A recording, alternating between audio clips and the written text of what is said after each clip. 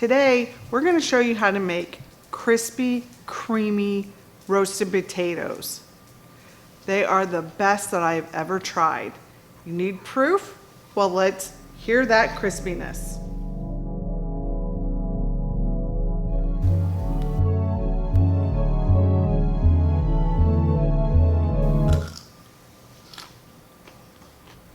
Hear that crunch?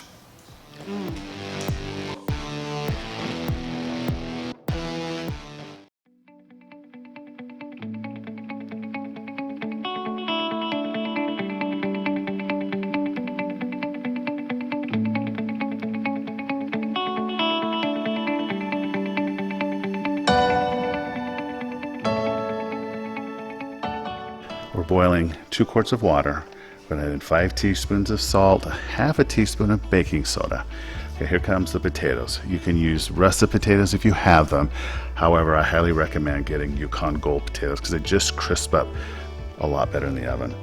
2 tips here. First of all, make sure you cut your potatoes larger than you would normally because they will shrink up to 50% in the oven. Tip number 2 is to make sure your water is already boiling. It makes it crisp up a lot better. Okay, 10 minutes has gone by. Take your knife and pierce that potato. It's going to be a little bit firm, but you're going to notice the edges are starting to break down, and now you're ready for the next step. Baking soda. Okay, baking soda, when you add it to the water, it neutralizes it, so it makes the potatoes crisp up, especially the outside edges where it makes a slurry and it just makes it yummy. While our potatoes are boiling, we're going to infuse our oil. So we're going to get 5 tablespoons of extra virgin olive oil. We're going to get a large handful of minced rosemary, 4 to 5 cloves of minced garlic or crushed garlic. All right, Mr. Pepper. Salt. It's just cook this until the garlic starts to brown. After that happens, we're going to strain it into a large bowl. Now, by infusing the oil, it'll guarantee that we get the flavor into the potatoes without burning the herbs.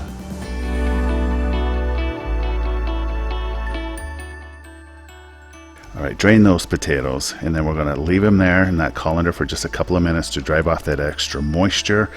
After we do that, we're adding it to the bowl with the infused oil, and now we're going to get rough with it.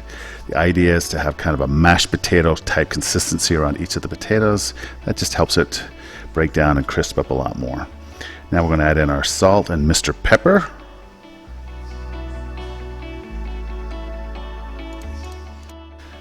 All right, spread out those potatoes on the cookie sheet here. We're just going to have a small thin layer. Now take a look at that mashed potato type consistency. You can see they're just slowly starting to break apart. That's exactly what we want.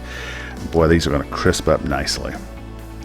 Now, put this in a 450 degree oven or 400 degrees if you're using convection. Now, of course, we didn't see this until after we got done filming how dirty this is, so maybe ignore that if you would. But you want to cook these for 20 minutes undisturbed, then take them out. Look at those. It doesn't look like much is happening here, but when we start turning the potatoes, you're going to notice that starting to set up on one of the sides. So we're just going to see how dark they become. Isn't that gorgeous? Yeah, this is the hard part. You got to turn each one of these over. But you can see how good these are going to taste even before you get to taste them. Put these back into the oven. Now, in the next 25 to 40 minutes, you're going to just take them out, turn them occasionally until they're very dark and golden brown.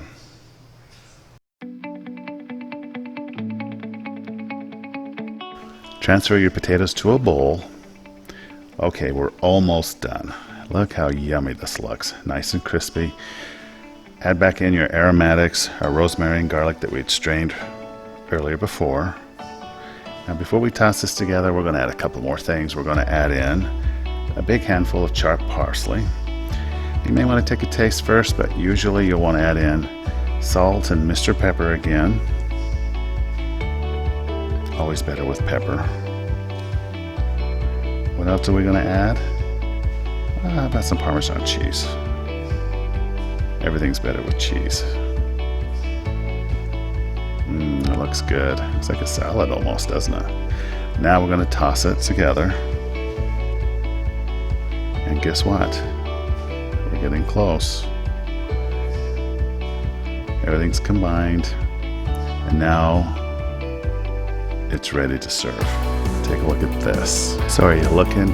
Look how gorgeous that is. Soft in the middle, crunchy on the outside, and you know you are going to love this.